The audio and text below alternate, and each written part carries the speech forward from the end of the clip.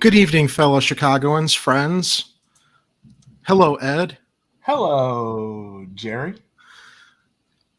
I just felt like we needed something light to open a show with, and that was Edward Keel, the Trololo Man. And I found on YouTube that someone had looped 10 hours of that Trololo song, and I don't need to look at that 10 hours looped because I watched it last night with a friend of mine, and I can't get the song out of my head, which is why I decided I was going to like burden the rest of you and put that earworm in your ears. So you'll hopefully take it into the weekend with you and either laugh or condemn me for it. Yeah, it's in my head already. Thank you, Jerry. How are you doing tonight?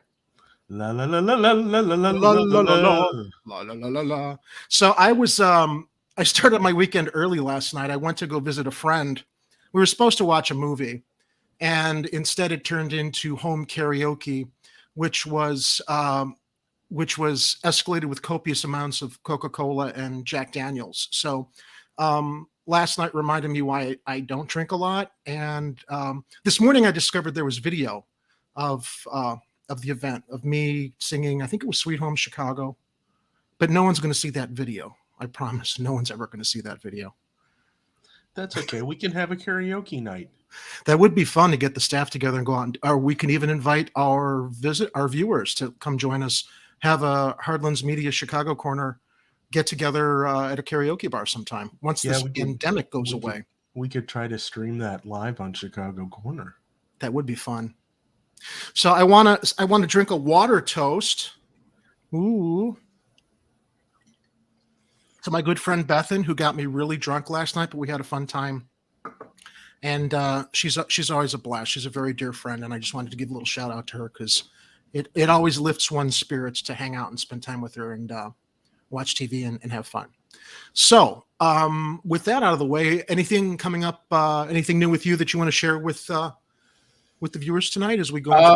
Nothing too crazy. I'm always baking pizzas. Yes. And so anytime I do that, I try to post some photos either on the RDD Pizza Twitter, which you'll see the address below, or if I do something extra fancy, it'll end up on realdeepdish.com. And if people haven't visited those links yet, you're missing out. Ed and also and yes, I like to bake, as Jerry was about to say. Extraordinaire. Thank you. And also there's the thing that we're working on behind the scenes. You and me and Lainey P. Yes, are working on a radio station. So that's in the beta works right now. We're trying to figure out how we're going to do that. It's actually live and up running on a streaming channel right now. If you want to find World Perspectives Radio, you can probably search for it on live365.com. But right now it's a work in progress. We've got a lot of we have a various what should I say? A varied selection of music that is currently auto playing right now, but also I have been going on there from time to time. Lainey's been going on there, testing out the streaming controls, running some shows. So I can't say when we're going to be on just yet because nothing's official yet. But I'm sure once we get Jerry set up, he'll be throwing himself up on that stream as well. Oh yeah, I will. And I will say too. Yeah. Oh, go ahead.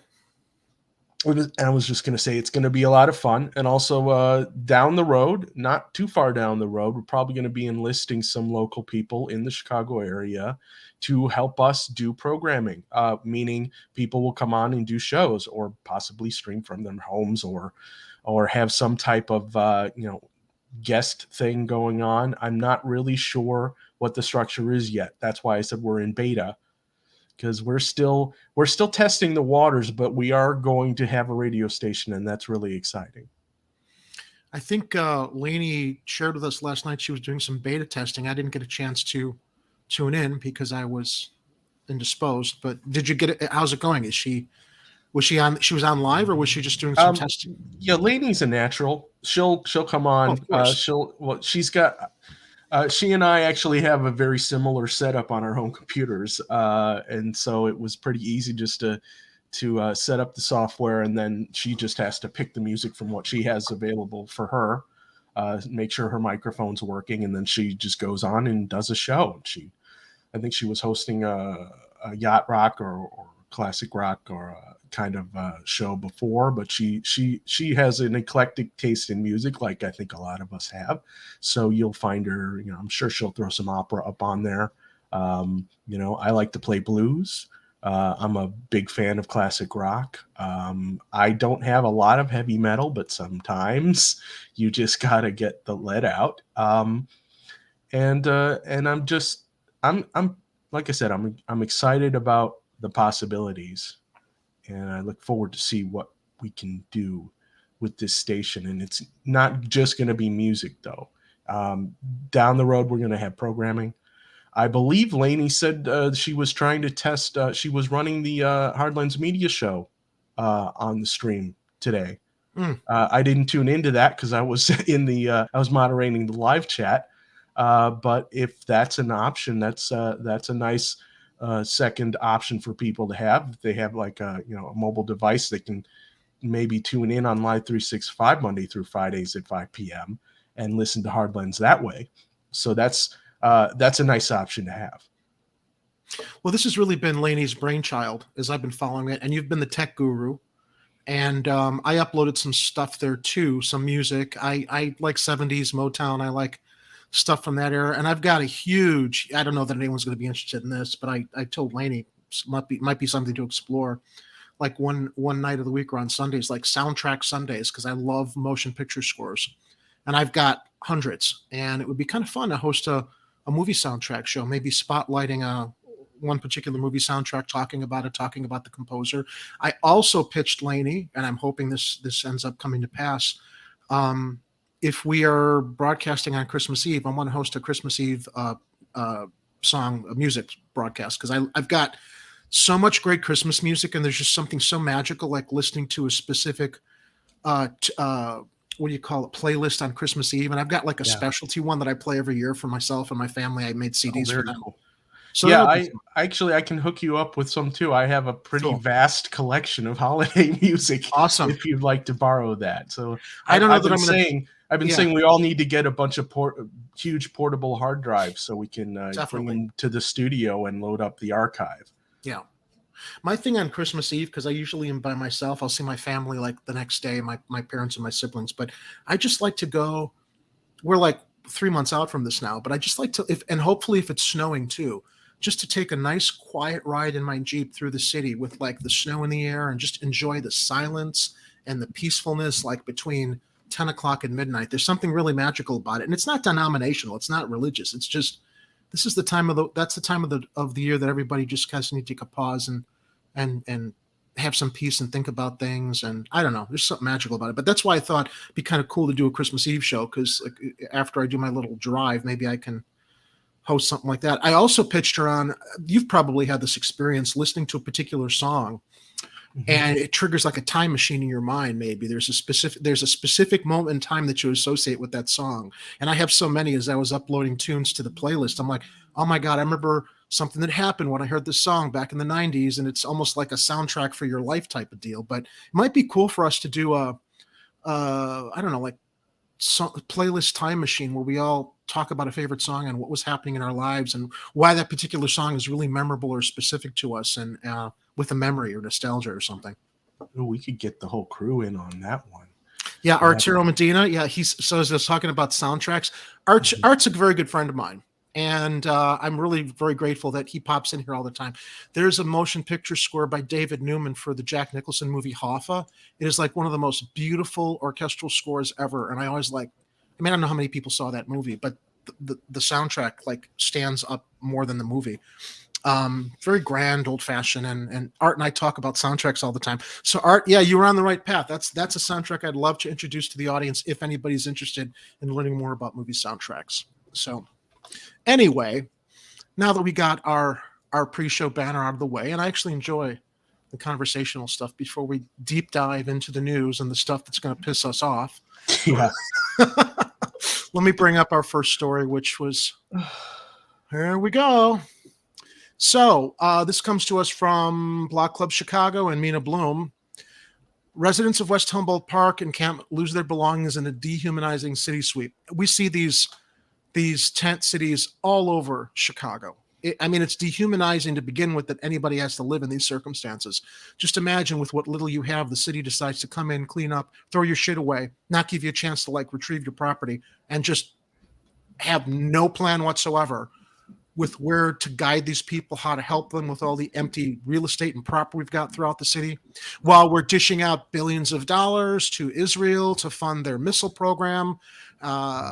People in Israel, thankfully, have, I guess, the best healthcare in the world, and we're paying for it. To further fund their missile program. But people there, people in Europe, they take care of their citizens. And what are we doing? We're shoveling our money out to other countries to give them good lives instead of these poor people who are living under overpasses and bridges in Chicago. Anyway. Yeah, so, but even if we're putting aside the lack of national support, just the local support seems to be really abysmal, underwhelming. It's abysmal. It's abysmal.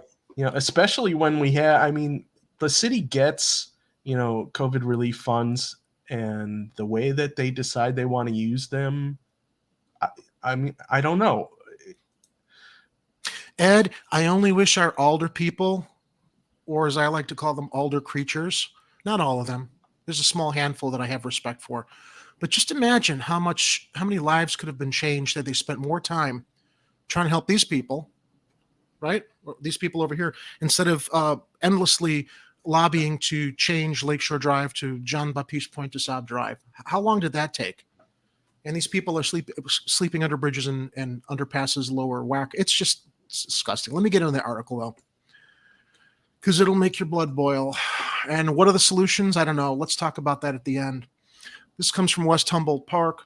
Residents of a West Humboldt Park homeless encampment are scrambling after the city did a sweep of the tent city and threw out their belongings Thursday. They have so little, so naturally the city's got to throw out what little they have.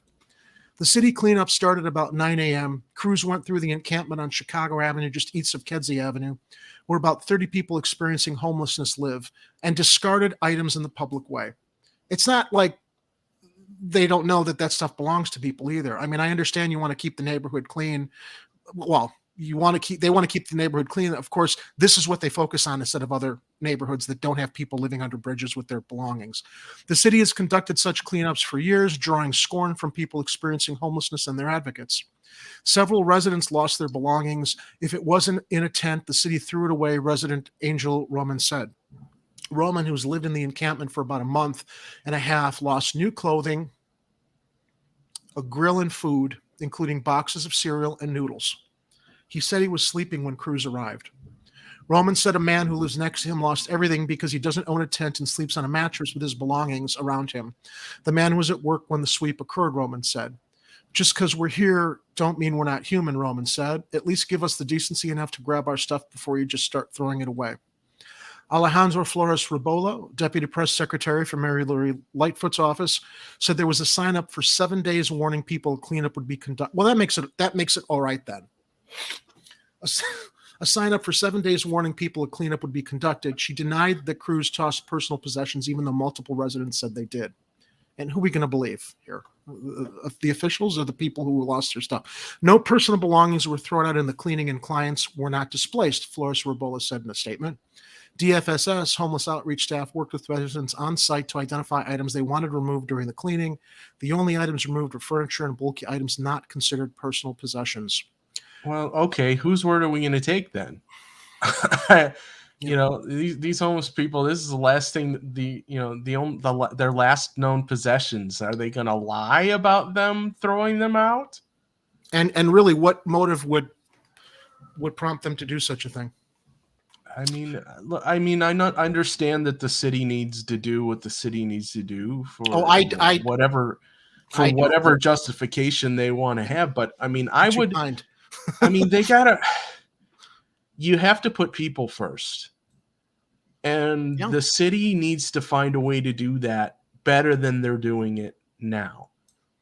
Well, as I was getting through this article, I was reminded of another headline that I saw on Block Club Chicago that I'm going to see if I can find after I finish this story as a quick little counterpoint.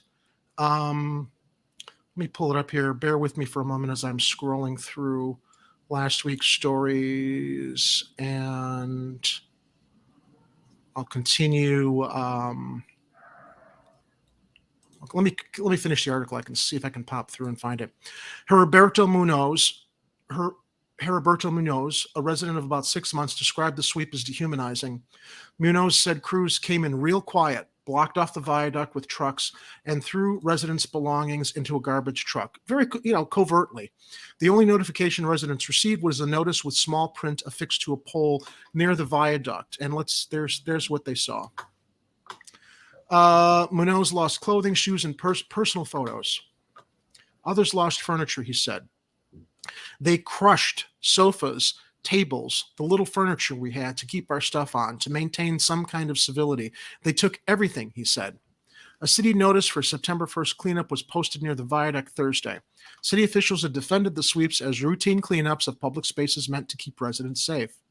But residents of the West Humboldt Park encampment said the sweeps have the exact opposite effect. Munoz said more emphasis needs to be put on programs or classes for people to move from the streets into an apartment. Without a program to help people transition into permanent housing, they will end up back on the streets.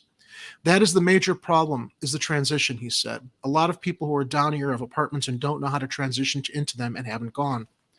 Deliana Appleton, another resident of the encampment, didn't lose any of her belongings in the sweep, but only because she knew to store everything in her tent at the time of the cleanup. In past sweeps, the city has thrown out her clothes and cosmetics, as well as printed copies of her daughter's and mother's obituaries, Appleton said. This just fucking infuriates me. Generally, the sweeps are terrible, Appleton said. It's sad. It's kind of like a tragedy. Appleton fell on hard times after her father left, and she moved to the encampment about 5 months ago. She said she's on the Night Ministry's list for permanent housing, but her name hasn't been called yet. And let me say something. The Night Ministry is an amazing organization. I used to volunteer for them many years ago. I have a friend who's volunteering for them now, and if I can make the time, I'd like to see if I can get more involved with them. But they're a phenomenal organization up here in the North Side that offers temporary permanent housing. They have a health bus that goes out several times a week to give food and coffee, and they have a nurse on board to help people in these communities. They've got nowhere else to go. So shout out to the Night Ministry. I love what they do. Living underneath the viaduct is horrible. A bad situation made much worse when someone throws out your belongings, Appleton said. She said she lacks basic necessities like hygiene products. I never thought I'd be in a place like this, she said through tears.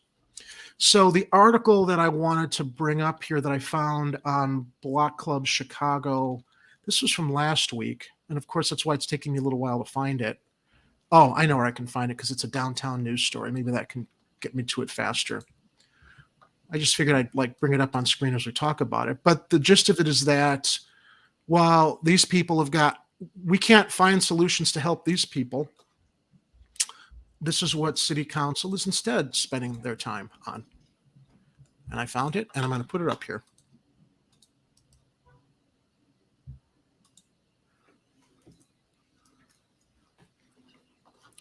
Priorities. Plans for a 21-story residential building on the near north side approved by city council. Have 178 residential units, retail on the first floor, and 53 parking spaces. If we don't have enough empty housing all over the city, whoever's involved in this particular development that got passed through City Hall is going to be doing really well while these other people are stuck on the streets. Anyway, your thoughts?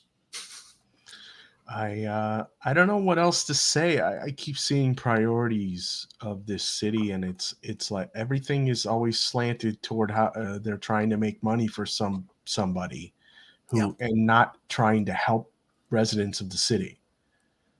They're helping residents. They're helping the residents with money that they're doing deals with and getting all these their cronies. Here's the lady.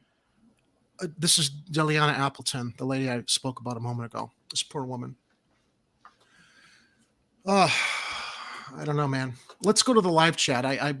We've been talking here. Let's get some of our viewers' comments. Yes, Arturo, it is inhumane. The U.S. needs to return to being an isolationist country. City sweeps happen because Love Tagore, city sweeps happen because the rich don't want to see it. It's exactly what it is. This is what we saw happening in Uptown under Krappelman. They closed all of the temporary housing hotels that a lot of people who needed and used for lodging that couldn't afford apartments. They shut those down, redeveloped them into expensive condo complexes. Then, when those people who had nowhere to go ended up under the overpass on Lakeshore Drive and in the park, they chased them out of there. It's because the rich people in these neighborhoods that are being gentrified just out of sight, out of mind. That's what it's about. Yeah, but You you lose can't all keep. that when winter's coming. Yeah. Yeah, but you can't keep shuffling people around like Nope. that forever.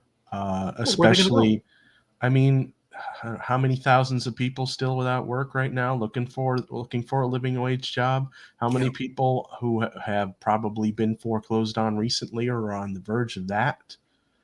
Uh, I don't I don't see how a city can't see that coming and think, we probably should do focus more on making sure that everybody has a roof over their heads at the bare minimum and a job so that they can keep contributing to the economy that they seem to be so desperately concerned about.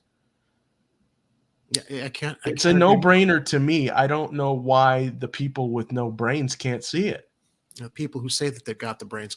Gabo or Gaba Hernandez, my alderman in the Portage Park area, sent city workers to throw away people's belongings. What a obscenity.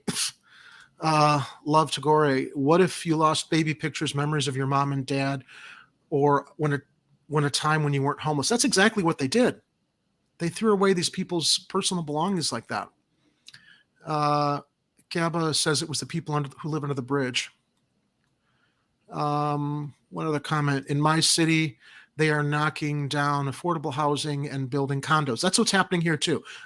Love Tagore. I don't know what city you're in, but that's pretty much commonplace here in Chicago. This we're seeing all the time.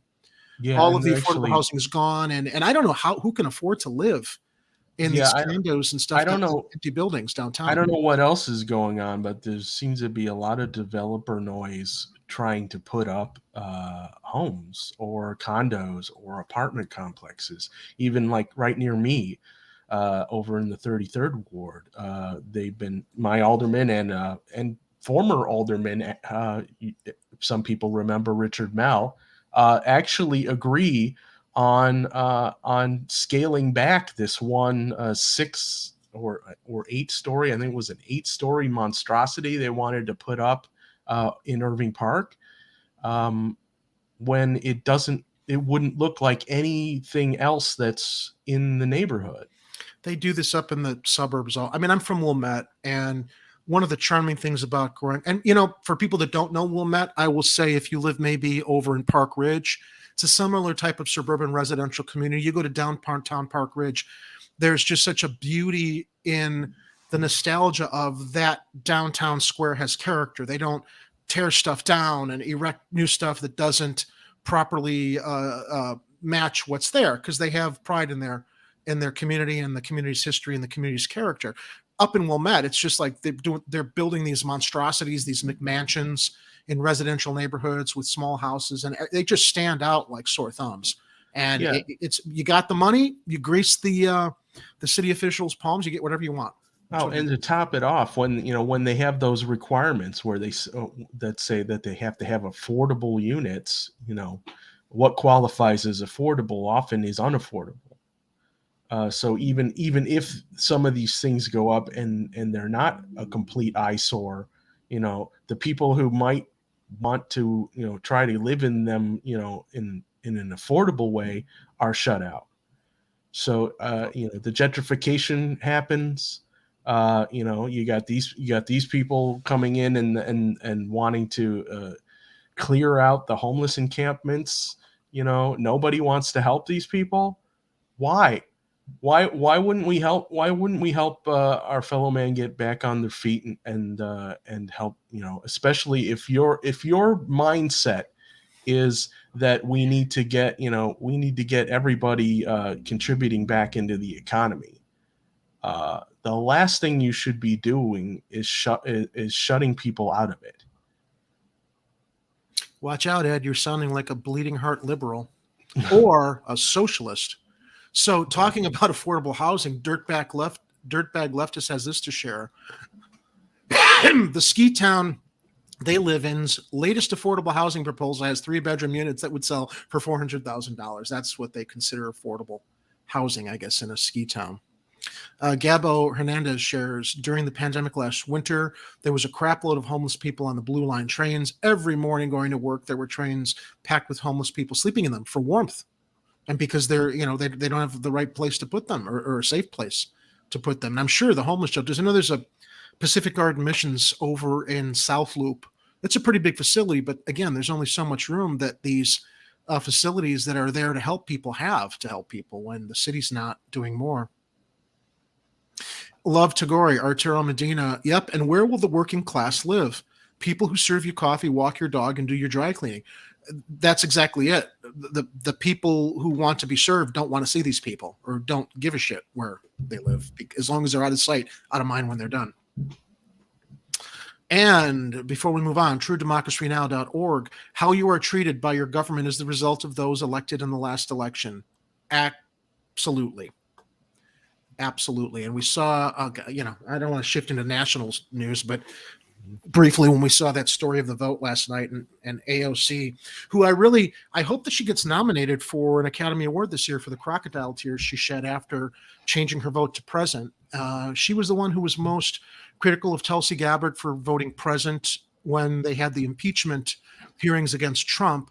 And AOC was out there talking about how it was cowardly and spineless. You had to take a stand voting yes or no. And of course, once Nancy got her mind right the other night, she came out and voted present for that money that was being appropriated for Israel and cried about it just to show everybody how I think it's one of those things where she's finally realizing that she either has to have principles or she has to risk her election seat or whatever. And it's like, having principles, sometimes that's enough to get the support you need to get reelected. Or if she decides she wants to primary Schumer or whatever her future plans are in New York. And so, yeah, she has to weigh her options as to whether she's going to have a no vote in her voting record or she's going to have a present vote that people might ignore. But, a lot of people are going to remember this, that she didn't stand by her principles. And, she seems to be compromising herself a lot lately. And that's all the time with these. And that's not something you want in a politician. The candidate, the way she ran, the position she took as a candidate is how everybody wanted her to behave. And that's not what happened. Without getting too deep into national politics. Yeah, I know. But it's, they're all kind of interconnected. And I understand her district was gerrymandered. So there is a large Jewish community now in her district. And, in an effort to make sure that they don't vote against her, she voted present for this bill. What's shocking to me is does AOC not think that there are Jewish people with conscience who are as disgusted about the apartheid that we're witnessing?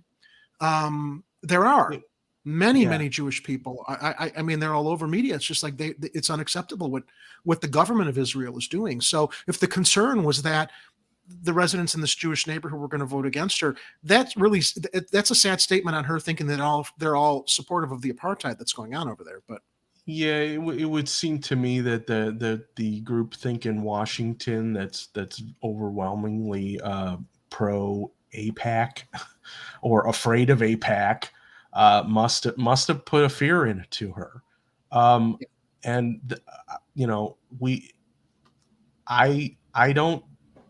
don't agree with that tactic. You got to stand with your principles there. Support policies, not politicians. Yeah, exactly. There needs to be a more humane ways to get people off the streets where diseases can spread. There's so much housing empty and available. Yeah, we've talked about that all the time. It's there's more empty housing, I think, than there are homeless people. We just need to get UBI and federal jobs guarantee. Well, Mayor Lightfoot proposed a $500 UBI for qualifying families in Chicago during her budget address earlier this week, but I think it's going to be very limited to how that $500 per month is distributed, I think, for a year to families and how they qualify. It's a good step in the right direction if it happens. Yeah, it's the thing with UBI is you're just supposed to distribute the money and let people do what they need to do with it. And the problem we often have with politicians is they want to throw means testing onto everything. Yeah, they don't means test the rich. It's not going to help. They don't means test the rich or the corporations. Only the individual that is struggling. And Gabo, no, yes, you got that phrase right. I use it a lot myself. We got shit libs still defending the squad. This is why we can't criticize them all over social media and Twitter, especially the apologists for the squad. It's embarrassing to see anybody standing up for these people when they've just so completely betrayed the people who voted for them and backpedaled on promises that they made and are just completely part of the system now. Anyway, all right. So let me move on to the next story here. I'm enjoying what I'm seeing in the live chat here, but it's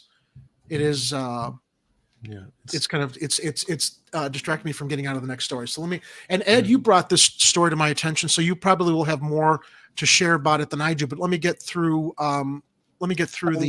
I wish we had brought one of the activists on. I found out about this today, and there wasn't talk time about this. Yeah. So this comes from In These Times, Jeff Shaherky. I hope I'm pronouncing that correctly. So there was a strike. It's time to turn this tortilla around. El Milagro workers walk out demanding fair treatment. Yeah, it's not. To be clear, it's not a strike. It was a walkout. Okay. Alleging abusive conditions and staff shortages amid the pandemic, workers at the iconic Chicago tortilleria walked off the job only to be locked out by management. On Thursday, food production workers at El Milagro, Chicago's most popular tortilla company, staged a temporary walkout, alleging years of workplace violations and abusive conditions made even worse by the pandemic. And we're discovering this the pandemic really shined a light on the cockroaches running these companies and the abusive conditions that they put their workers through. And it just gave workers a little time to reflect on the value of their labor. So and the respect they deserve. So it's not really surprising to see that this is starting to happen all over the place now. I mean, we saw the Nabisco strike recently. I think what was the other one who recently? I think the Oreo cookie manufacturer, or was it the same strike? I think they've been on strike a couple times. Yeah, produces Oreo. Yeah. Okay. So this one's a little closer to home. And this is why people aren't going back. For all of the businesses complaining they can't get people to come back to work. Well, maybe if you paid people a little bit more and made more humane working conditions, they would come back. And to everybody that I'm not going to identify them, but I have I'll call them an acquaintance who's always arguing, well, McDonald's, these are $15. They're entry level jobs. The minimum wage shouldn't be $15 because that's what paramedics are making. I don't know what paramedics make, but if paramedics are making between $15 and $18 an hour, that means they should be paid more to begin with. Don't sit here and say that the essential workers who were there to serve food to people during this pandemic and deliver when nobody could go to the stores, if any time proved how essential these people are, putting their lives on the line, delivering or preparing food at the height of COVID last year. Yeah, and this has been decades of wage suppression propaganda. About people working in fast food not deserving to have a living wage. What horseshit! I mean, you can go back to the original living wage law. I believe it was the Fair Labor Standards Act of 1938.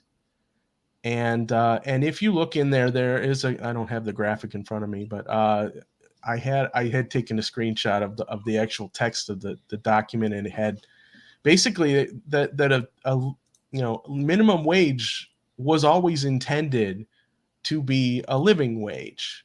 Now, whether what your definition of living wage is a thriving wage or not it might be open to interpretation, but people can't live on $7.25 an hour. It's insanity.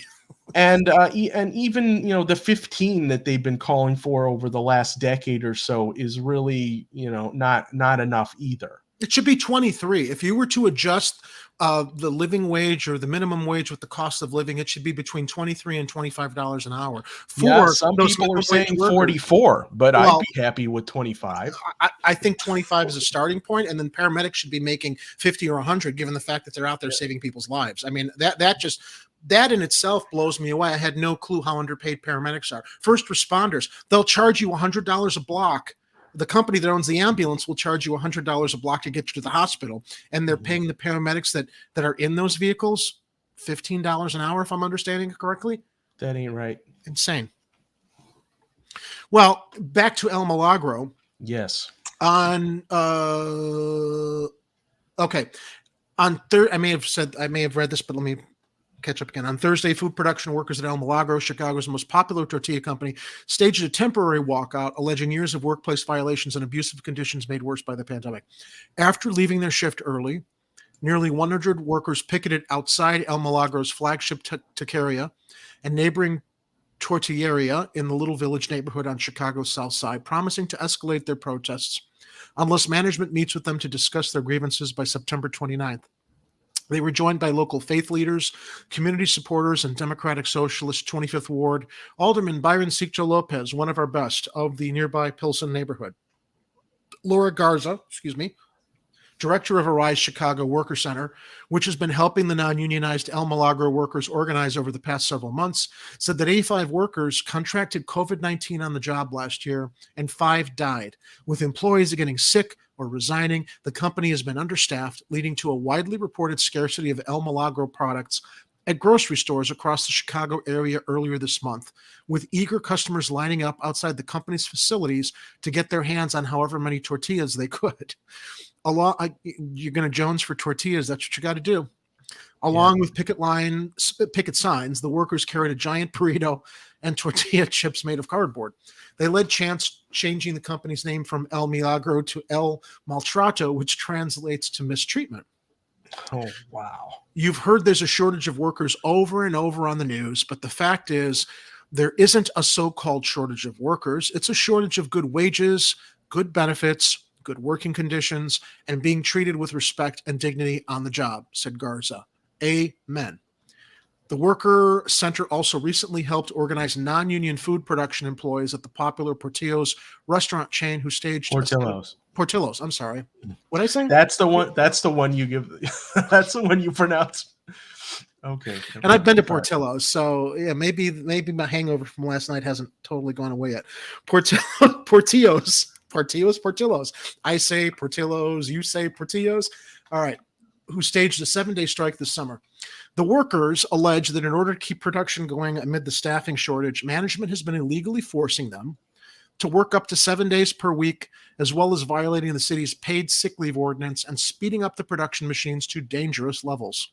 With the extreme speed of the machines, people are having health issues, especially back pain from having to go so fast, El Milagro worker Alfredo Martinez told In These Times.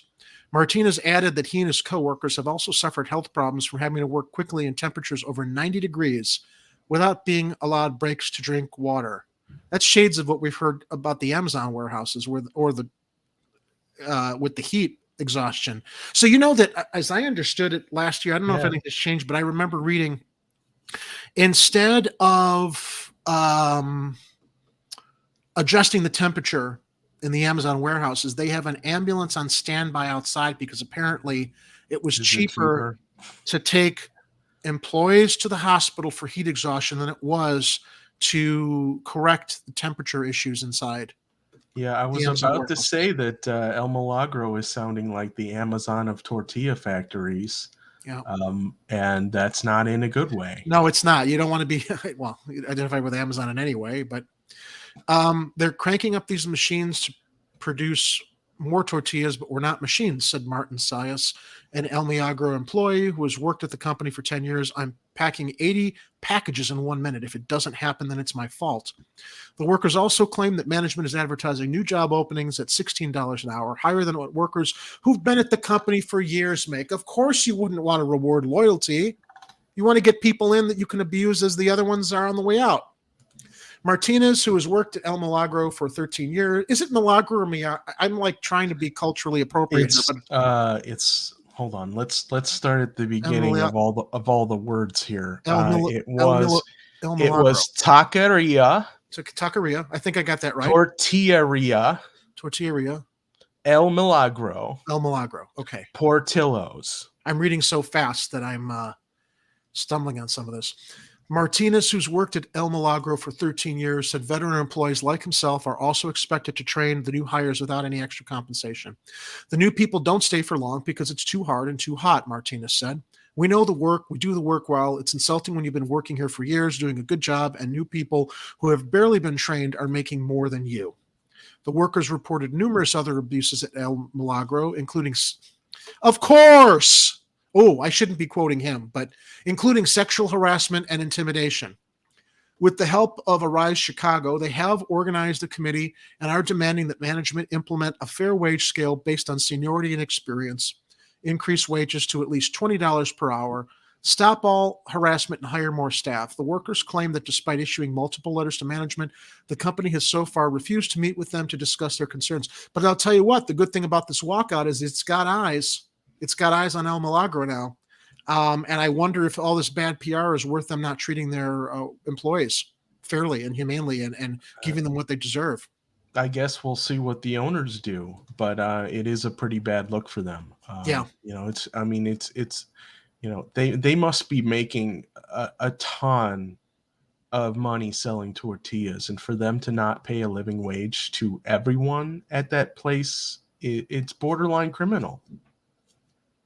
I wouldn't even say borderline. I just go for the gusto, Ed. It's criminal. All right, it is criminal.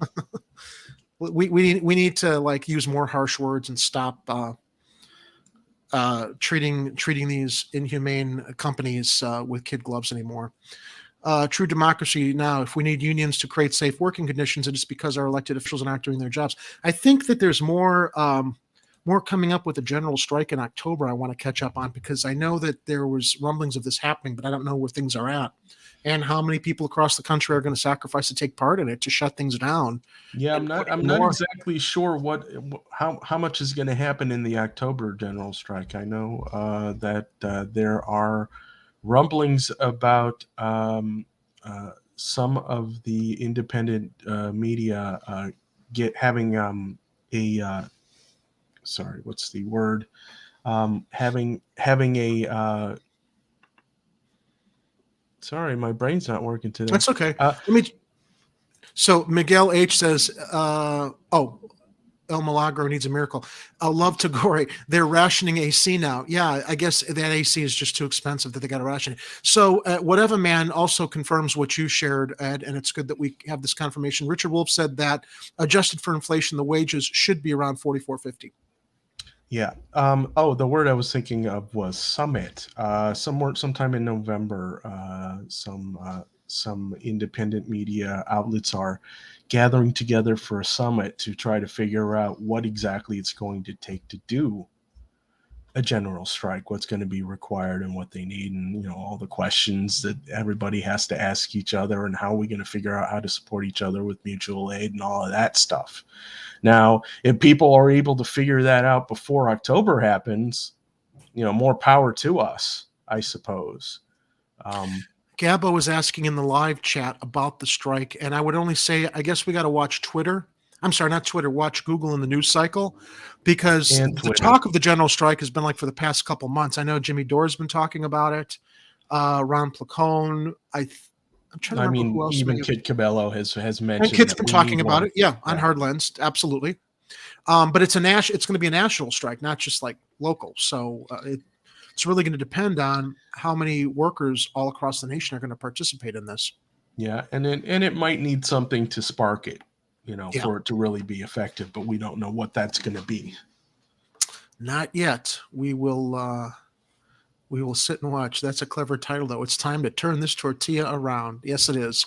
And let's move on to our next story, which I thought was very interesting because this kind of brings me full circle. When I started here at Chicago Corner, it was right after the Toledo shooting.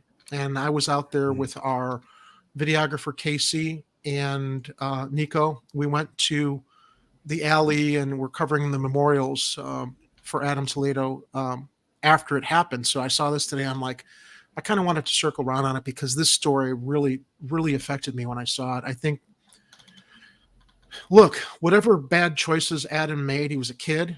And I have nephews that are his age. And in fact, there was a little bit, it's very slight, but there was enough of resemblance between pictures of Toledo and some of my own nephews that it just kind of hit home. It's like, you can't even imagine losing a family member that age. He didn't deserve what happened to him. And, you know, we saw the video and we saw all the mistakes that were made in the escalation of that situation. But this comes to us from Block Club Chicago, Madison Saavedra. Adam Toledo, the boy killed by Chicago cop, was remembered by National Museum of Mexican Art. And I thought this was a thoughtful tribute.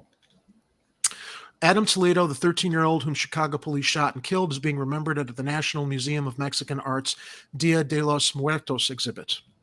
The Day of the Dead is a Mexican holiday that runs November 1st through the 2nd, honoring people who have died by decorating ofrendas or altars with their pictures, flowers, and other mementos. And we see these out on the streets where there have been accidents or where people have died in public tributes. The museum's ofrenda for Toledo and the exhibition as a whole has gotten a positive reception, said museum educator Gilberto Sandoval. It really shows he was just a kid, Sandoval said. Toledo's ofrenda was decorated by his mother, Elizabeth Toledo, and his art teacher.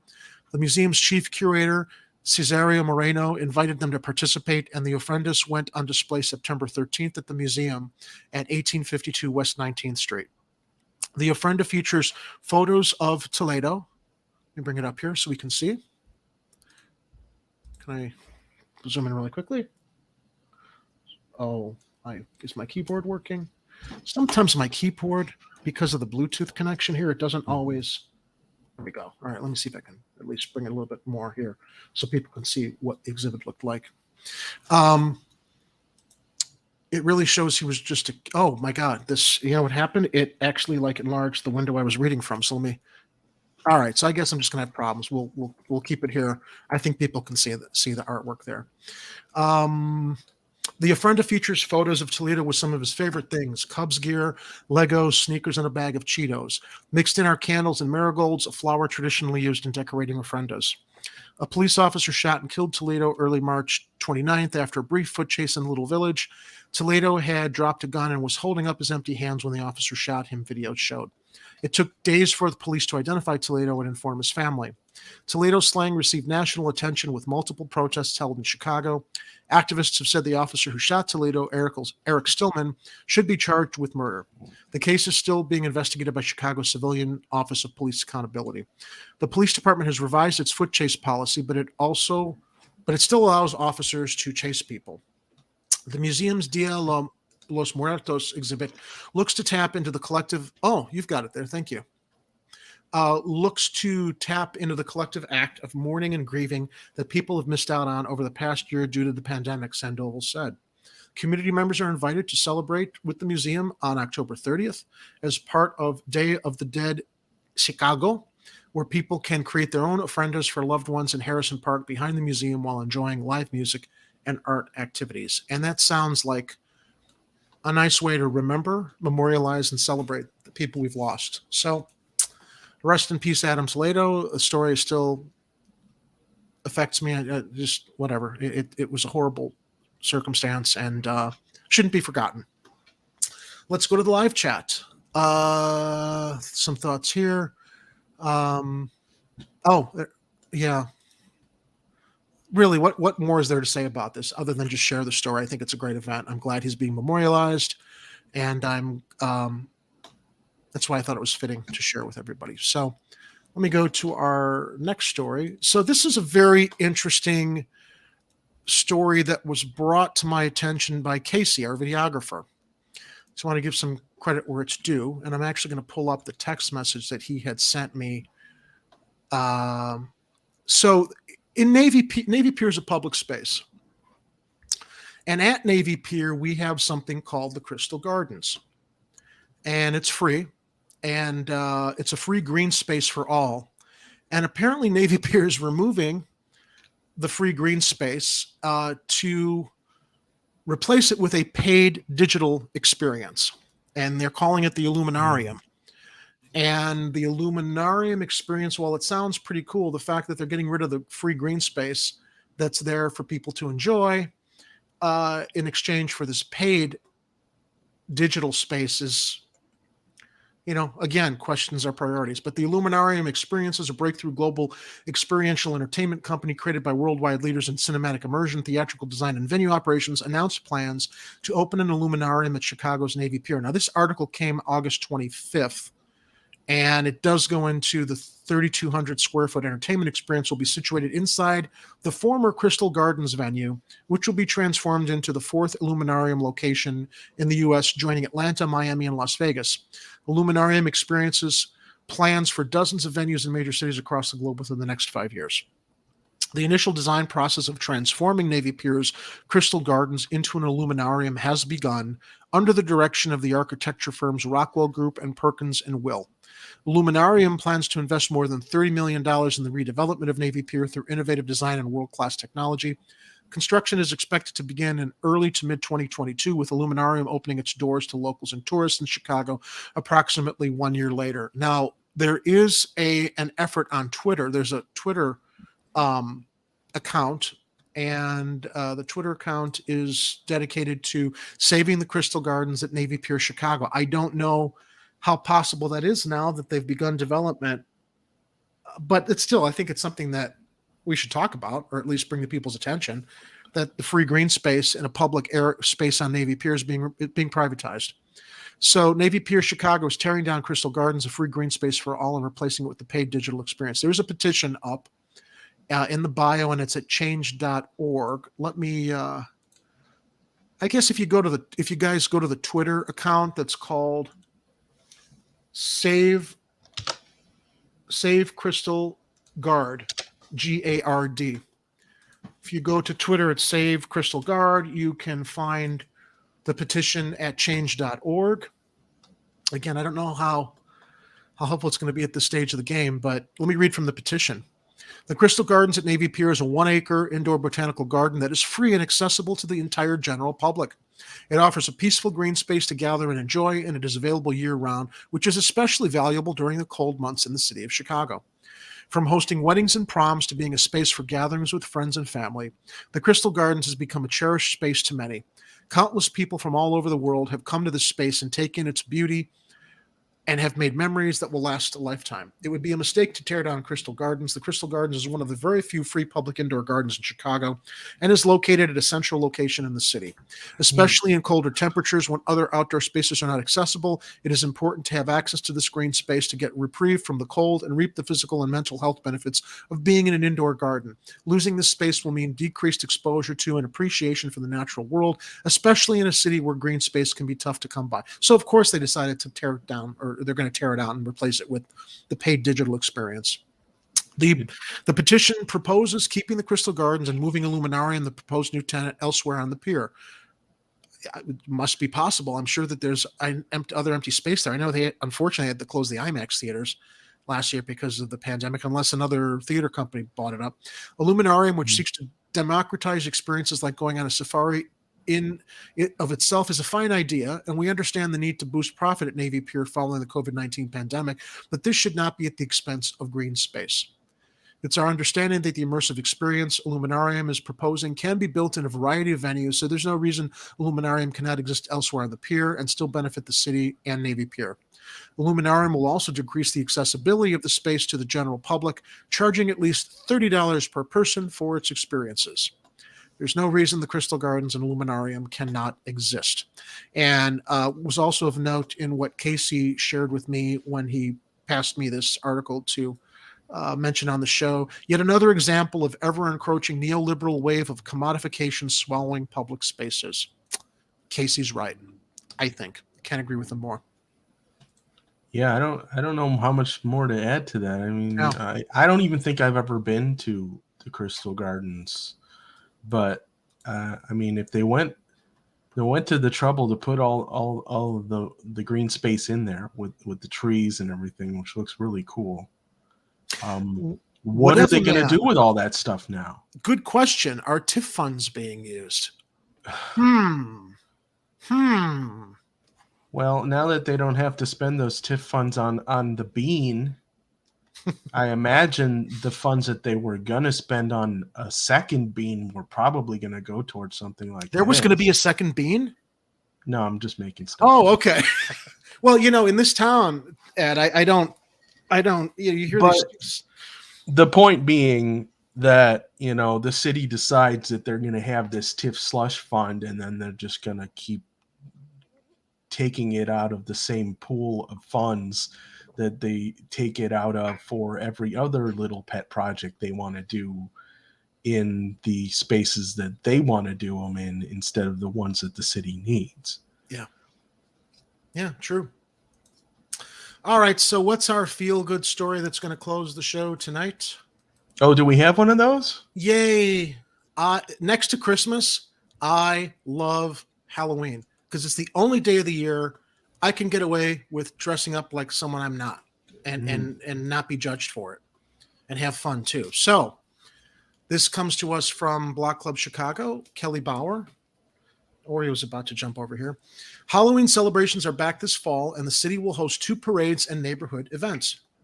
The spooky holiday was largely quiet last year due to the pandemic, but Chicago officials are planning events to bring it back. Halloween will make a return with city events this fall. This year, the city will join in on festivities with several events, according to a news release. Chicago Halloween Week will be held October 23rd through the 30th and will feature 2 parades and events in the neighborhoods. More information will be available online come October 1st. The first parade, Upside Down, will be held noon, 3 p.m. October 23rd at Washington Park. It will feature dancers, musicians, circus performers, and creative groups. There will be events in the neighborhoods throughout the week, culminating in the finale, Arts in the Dark Halloween Parade on State Street. That parade will run 6 to 8 p.m. October 30th. There will be floats, puppets, and performances. I think that's cool. I don't know that we've ever had a Halloween parade in Chicago, at least not. I mean, if there were, I imagine I would have known about it because I love Halloween.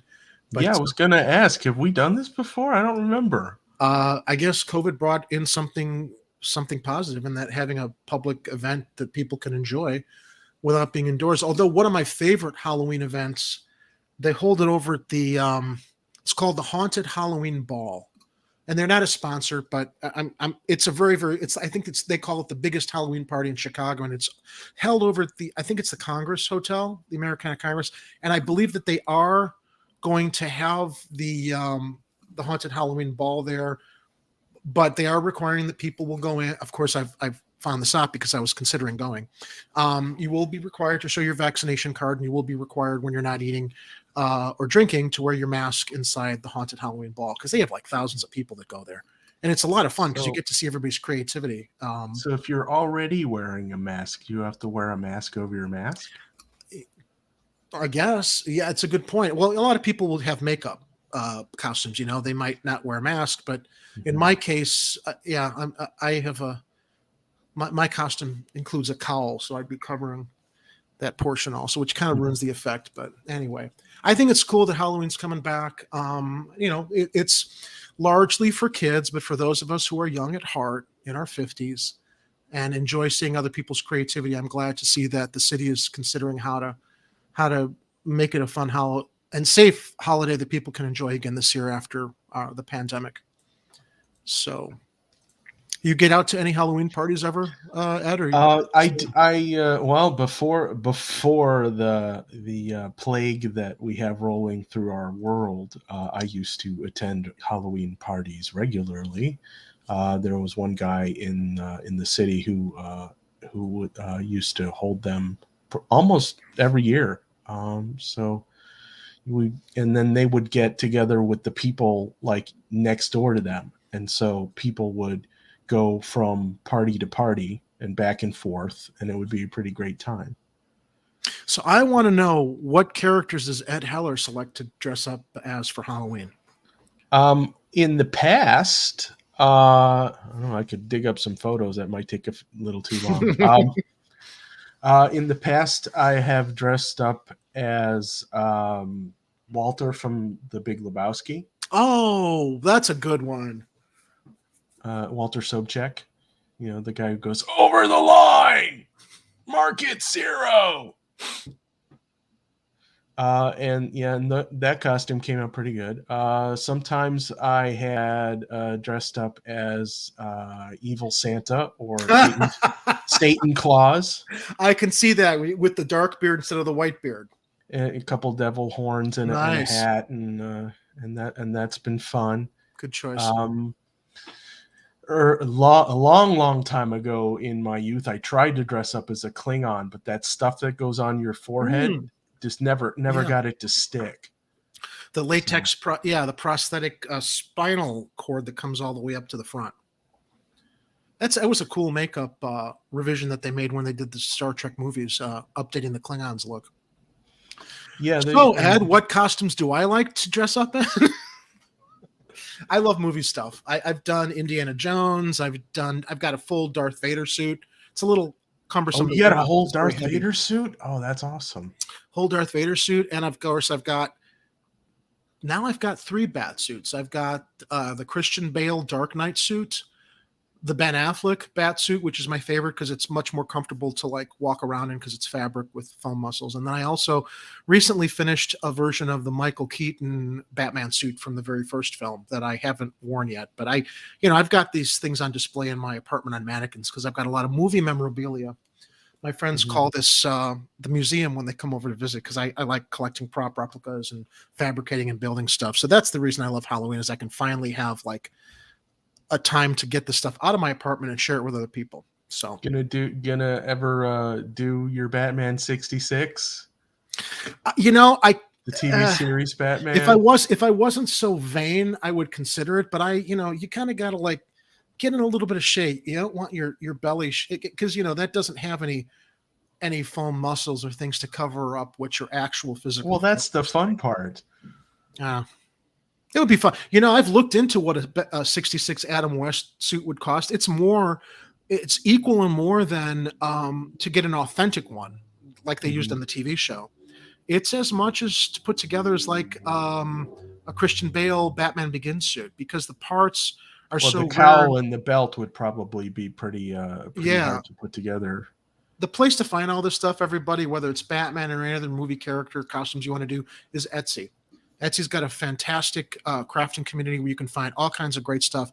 The stuff that's off the shelf, the licensed stuff that you buy is usually crap. If you go to Etsy, you find some stuff that's fabricated by people that probably also professionally work in the industry and also, have got their garage or basement workshops where they've got, molds and they cast this stuff. And it's incredible. I mean, you see a lot of this stuff at comic conventions also, as well as Halloween. The level of craftsmanship that goes into homemade costumes now really meets or exceeds the level of what you see on screen. I mean, a lot of times the people you see in these costumes, it looks like they walked off the screen. That's the attention to detail and all of the work they put into it. Oh, Oreo sees a little moth in here. I'm worried he's going to knock my camera down on the screen. Come here, baby. All right. So with that said, don't disconnect my camera. He just disconnected my, there we go. Whoa. Like I said, leave it to Oreo. Sorry, guys, little technical breakdown there. But so we will, I guess we'll kind of wrap up the show here now. Is there anything else you want to share before we shut things down? Yeah, hang on just 1 second. Let's see if I can find it in here. Fucking Oreo. Yeah, fucking Oreo. Oh, cool. There you are. Nice. That's me as Walter from Big Lebowski. Since we're showing off our Halloween costumes, so you go through yours. I'm gonna see if I can pull up a couple of my costumes to put on screen here too. Oh, let me see if I can find the other one. Stand by, everybody. I don't know if I have it on my system here. I have a great Halloween picture from, I believe it was probably 2018 with my friend Art Medina, who's in the live chat. No, we did this in 2017. Now, Art makes a fantastic John Belushi. And he has done John Belushi from Animal House in the past. And on this occasion, he decided to do John Belushi from 1941. That's me in my Affleck suit, and there's Art. Oh, nice. Very nice. Back patio there. So yeah, I like to do the authentic ones. They look kind of fun. And Art, he's Belushi, like re-embodied. No, not re-embodied. He's Belushi reincarnated. That's the word I was looking for. So yeah, fun times. Halloween's back, everybody. Let me share one more that I've got here. So I found these two. Imagine like going to the haunted Halloween ball and you run into these two. Nice. And I didn't know who these people were, but I'm like, oh no. We got to take a picture together. This is going to be fun. Yeah, that's part of the fun of dressing up as a character who's part of an ensemble, Yeah. It's like you find you go and like I would go to parties as Walter Sobchak from Big Lebowski, and then I would run into the dude. Oh, and you're perfect. Then you like hang out and take pictures together. Yeah, I don't know.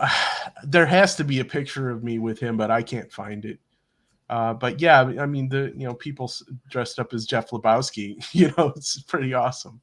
Oh, there's you as Indy. It's my Indy, and my cousin was wearing my Darth Vader suit that night. He needed something, so we decided to do the Lucasfilm team up, and that's nice. Was taken at Excalibur. They've remodeled the inside as like I think it's a Japanese or Asian cuisine restaurant, which is a shame because the inside of Excalibur was incredible. And the parties that they hosted there were like phenomenal. It was like an old castle inside with multiple dance floors. And of course it's gone. They had to get rid of that. But anyway, so listen, guys, we didn't want to like waste too many people's time reminiscing tonight. Do you have any other Halloween picks, Ed? I don't think I have another Halloween pick, but I do have a thing that I did a long time ago. With your picture with Darth Vader reminded me of a thing I did a while ago when Playboy used to have this PG website called The Smoking Jacket. And they did a series of Darth Vader going on a crime spree. And they asked, and I used to doctor a bunch of photos for them for fun. So they asked me to come on. And so here I've got Vader and the Bandit. Oh, nice. That's hilarious. Smokey and the Sith Lord. Yeah, I would have called that. Yeah, I had a few other ones, but I'm not going to show them here. I got one last one. Indiana Jones reminded me of that. So here's that's my Affleck suit in front of my Christian Bale suit that's on display on a mannequin behind me. So you got 2 times the Batman in that picture. Yeah, you're right. The Affleck suit is way better. Yeah, it fits me better because it's like I'm not that thin, and at least I think the silhouette fits me better because I had to lose a lot of weight to wear that Christian Bale suit many years ago. Yeah, and that suit's more like the Dark Knight's returns older Batman anyway. So it's like it's made to be more comfortable, right? Yeah, it's much more comfortable. It's easier to walk around. Yeah. So anyway, all right, guys, we're gonna grow up here. I hope everybody this might be a nice way to get people all pumped up and prepped to like put some time into making some costumes for the Halloween parade downtown. And with that, if you haven't liked and subscribed to the show, please do so. I'm sure all of you have, but it will really help us if you share our channel. If you think you have friends that will enjoy the content here, share the link to Chicago Corner's YouTube channel on your social media, Twitter, Facebook. Let people know we're here. We're almost to 1,000 subscribers. And what happens when we get to 1,000 subscribers? I don't have to keep pimping Chicago Corner mugs to help support our streaming costs, of which we've sold none anyway. But, I got to make the effort because I designed them and I wanted to have something to constantly brand the show when we're talking here. I got to get you one. But we can pimp the mugs anyway. Yeah, we can. The guys at HLM have a lot of fun pimping out their HLM mug. Theirs for some reason magically makes water taste 10% better. The Chicago Corner mug makes water taste 15% better. You've heard it here first, ladies and gentlemen. I just dropped the gauntlet. And here's the cool thing about our logo anyway. So everyone who watches the show from the beginning, they see the signage with like the Chicago Corner on a pole, and they're pointing in different directions, which was the logo I came up with. And so when we put stuff on the YouTube channel, before I had access to the graphics, Ed had rearranged the two signs that I designed this way. And I'm like, that's actually like a little bit better. So, the two of us were able to improve on this. And I think it fits better in the lower corner down there, or down that way. Yeah, it's when you do a logo for, a tiny little like square or circle icon, you want something that is going to be as big as possible in that space. And when you have something that's kind of horizontal, the text is going to be smaller. That's all I was thinking. No, but it was a good call. And I saw it there, and I'm like, and I think you had like a red glow around it, which I wasn't. He took that out, and I was fine with it. I just thought, I was glad that you did it, because, when you have people collaborating on something, I didn't see that. I think that the signs work well for the opening show intro, because that's how we see Chicago street signs. Exactly. But the way you adjusted them for our little bug in the corner, and we use both. So, and and it still has the spirit of the original logo in there. So it doesn't really take so much away as it's just another option for us to use now. Thank you, Miguel. Yeah, absolutely. So that's the story of the Chicago Corner logo. So with that, everybody, we're at an hour and 13. Nice weekend. Now it looks like I have it on my t-shirt here. You do. So we also have t-shirts in the Cafe Press store, not just mugs. I put the logo on some t-shirts, and we've got men's tees, ladies' tees, and we've also got a nice Chicago Corner vinyl sign people can put on their walls if they're so inclined. So please, everybody, going into the weekend, be safe, take care of each other, watch each other, be vigilant, and just have a good weekend. Be cool. Don't drink too much like I did last night, so you end up regretting it the next morning and find out there's a video of you singing Sweet Home Chicago like a lunatic that no one else is going to see. Thank you, Bethan. Anyway, anything else from you, Ed? Thank you for joining me tonight last minute. We were talking about Halloween. Plan your Halloween costume now, because if you have to order anything by mail, it could take a while for it to get here. Especially from Etsy. That's what happens. If people, I'll prepare for Halloween. Like, I'll start preparing if I need to order things from people in June or July, because the handmade stuff takes forever if you're going to get the really good stuff. So yeah, there's still time. Get ready for Halloween.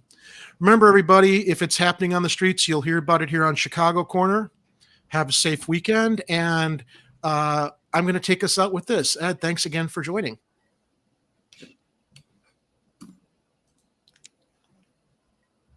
Oh, take us out with this. Where we go. Good night, everybody. Yeah.